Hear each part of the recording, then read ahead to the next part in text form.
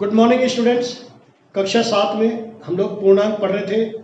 पूर्णांक में बहुत सारी बातें मैंने आपको बताई है। संख्या रेखा पर पूर्णांकों का निरूपण, पूर्णांक धनात्मक, ऋणात्मक एवं शून्य, ये सभी संख्याएं मिलकर पूर्णांक बनती है। पूर्णांकों के बारे में आपको काफ़ी कुछ जानकारी दी थी। और धनात्मक संख्या में ऋणात्मक को जोड़ना, ऋणात्मक में धनात्मक को जोड़ना, दिशा के आधार पर जोड़ बाकी करना, योज्य तत्समक एवं योज्य प्रतिलोम बताना, और योज्य की क्रिया में और व्यवकलन की क्रिया में समृद्ध गुणधर्म पूर्णांकों के लिए, क्रमनिर्णय गुणधर्म और साचर्य गुणधर्म के बारे में मैंने आपको अब तक बताया है। अब मैं आपको प्रश्नावली 1.2 कराता हूं। क्वेश्चन नंबर पहला, ऐसी दो संख्याएं बताइए जिनका योग -7 हो। ऐसे पूर्णांक युग्म लिखो, युग्म मतलब जोड़ा, जिनका योग -7 हो। कितनी संख्याएं लिखी जा सकती है? अनंत। कितनी? अनंत। -5 में जोड़ देंगे -2 बराबर -7, -6 में जोड़ देंगे -1 -7, -7 में जोड़ देंगे 0 -7, 8 में प्लस के 8 में जब हम जोड़ें -1 -8 में +1 तो -7। तो आप इसको ऐसे भी लिख सकते हैं -5 -2 -6 -1 -7 +0, ऐसे, राइट। जिनका अंतर -10 हो। अब अंतर -10 होना चाहिए।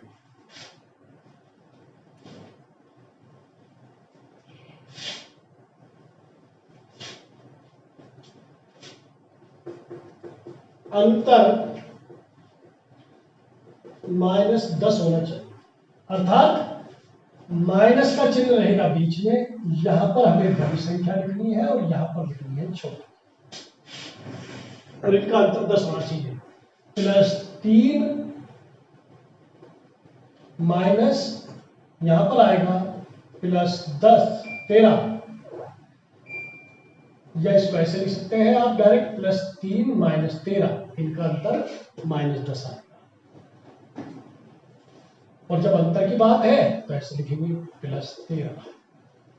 3 में से प्लस के 13 घटेंगे तो -13 बन जाते हैं, और -10। 0 अंतर करना है तो ब्रैकेट में आएगा केवल 10, ये ध्यान रखना, क्योंकि अंतर में ऑलरेडी माइनस का निशान है, बराबर -10। चलो 5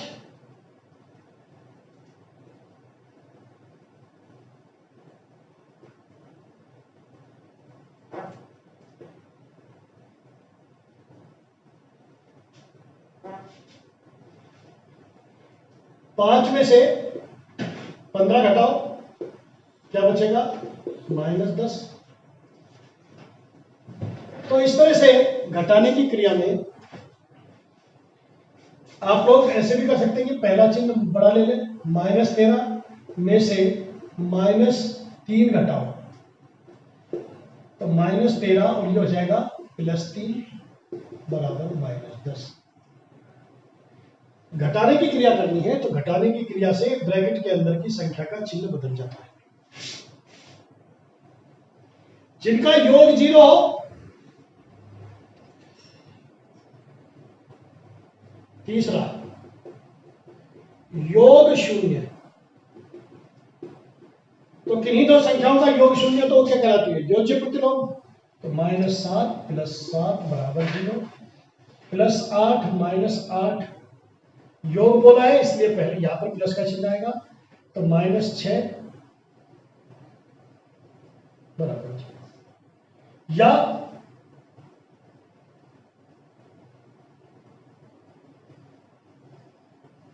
प्लस का 6 पहले लेना है तो यहां पर लिखेंगे माइनस ब्रैकेट।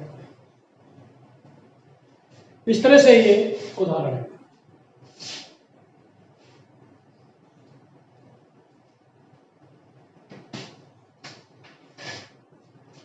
ऐसा पूर्णांक युग्म लिखो जिसका अंतर 8 है। आपको पूर्णांक युग्म लिखना है और अंतर आएगा, अंतर होना चाहिए 8, यानी कि यहां तो आएगा 8 और अंतर का मतलब माइनस, तो ये हो गया 13 माइनस 5, 8 आ जाएगा, 8 माइनस 0 8 आ जाएगा, बहुत सारे मिल जाएंगे। 11 माइनस 3 8 मिल जाएगा, माइनस 3 माइनस के 11, इसको ध्यान से देख लें। अंतर करना है तो ये प्लस का बनेगा जबकि ये माइनस का हो जाएगा और आपको उत्तर मिलेगा 8। एक ऋणात्मक पूर्णांक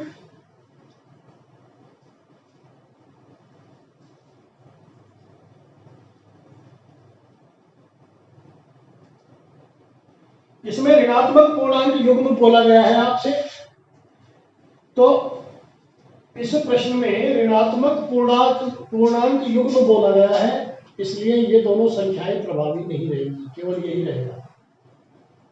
ऋणात्मक ही ये है, ऋणात्मक ही ये है और इनका अंतर +8 है।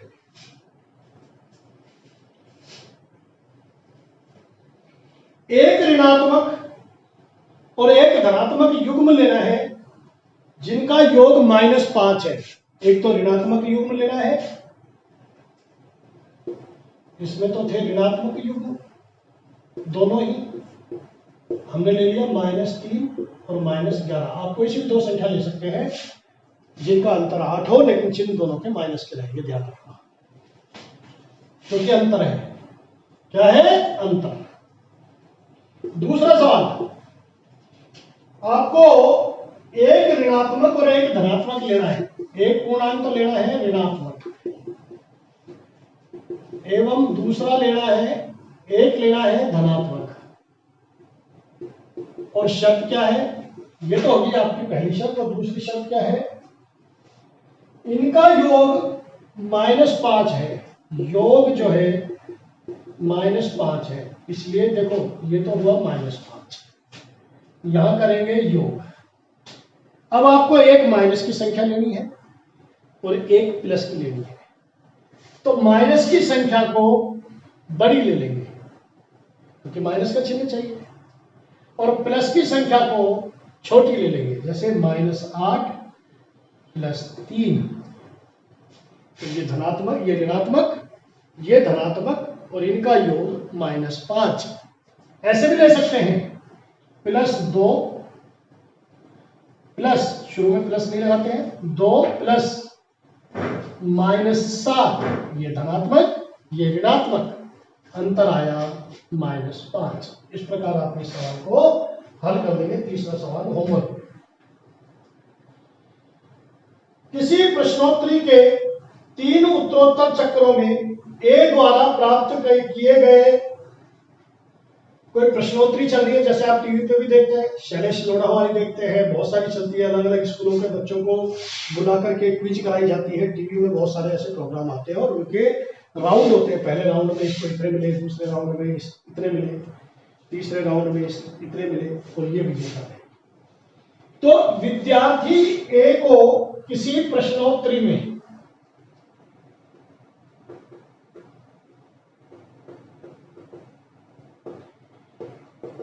विद्यार्थी को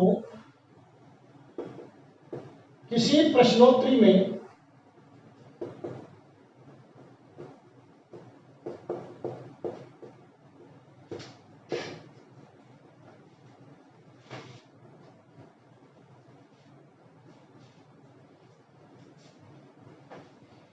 पहले राउंड में, किसी प्रश्नोत्तरी के 3 राउंडों में, 3 चक्रों में प्राप्त अंक क्रमशः -40, 10 एवं 0 में, और बी विद्यार्थी को दो टीम खेली है, ए विद्यार्थी की और बी की। 3 चक्रों में जो प्राप्तांक मिले वो थे 10, 0, -40।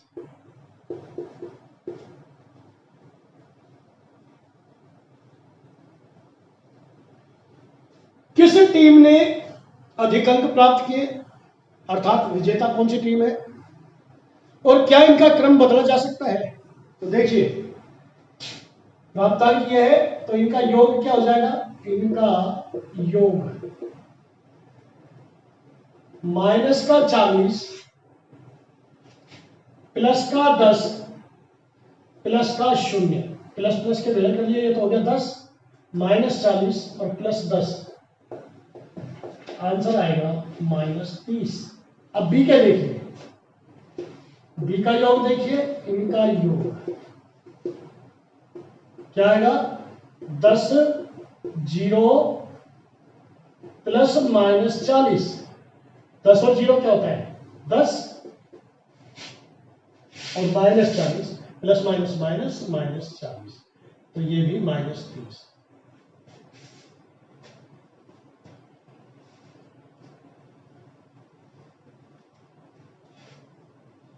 आप लिखेंगे दोनों विद्यार्थियों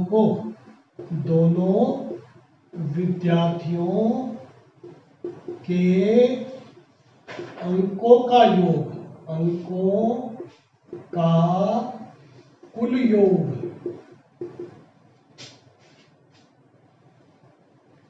समान है, ओके। अब ये एक सवाल और पूछा है इसमें कि पूर्णांकों को क्या हम किसी भी क्रम में जोड़ सकते हैं? आप लिखेंगे हाँ, पूर्णांकों को किसी भी क्रम में जोड़ा जा सकता है, जोड़ा जा सकता है। क्यों? क्योंकि योग के अंतर्गत पूर्णांक क्रम विनिमय गुणधर्म का पालन करते हैं। योग के अंतर्गत पूर्णांक क्रम विनिमय गुणधर्म का पालन करते हैं, क्रम विनिमय होते हैं। इसका मतलब क्या है कि कोई सी भी संख्या को आगे पीछे करके जोड़े तो मान परिवर्तन नहीं होगा। 3 में 4 जोड़ो 7, फिर 5 जोड़ो 12, 5 में 3 जोड़ो 8, फिर 4 जोड़ो 12। तो क्रम विनिमय का गुणधर्म का मतलब यह है कि क्रम बदल दिया जाए तो मान परिवर्तन नहीं होगा। यह हुआ अपना प्रश्न संख्या 3। प्रश्न संख्या 4 इन्हीं तीनों प्रश्नों पर आधारित है, जिनमें पूर्णांकों को धनात्मक और ऋणात्मक पूर्णांकों के जोड़ बाकी किए गए हैं। प्रश्न संख्या 4 आप लोग होमवर्क में लिखेंगे। प्रश्न संख्या 4 HW, ध्यान रहे HW CW कोई से भी W की कोई अलग कॉपी नहीं बनेगी, केवल एक ही कॉपी बनेगी और उसमें गणित के सभी प्रश्न हल होने चाहिए। प्रश्नावली में मान लीजिए 10 सवाल है तो 8 सवाल 7 सवाल मैं करा रहा हूं, आपको तो केवल एक आध सवाल ही दे रहा हूं। इसलिए कोई अलग कॉपी नहीं, कोई अलग कुछ नहीं, रजिस्टर या कॉपी जो भी आप बना रहे हैं एक ही बनाएंगे और उसमें सभी सवाल होने चाहिए। Thank you very much. Be stay at home, घर पर रहें, सुरक्षित रहें, बड़ों का कहना माने और खूब पढ़ें।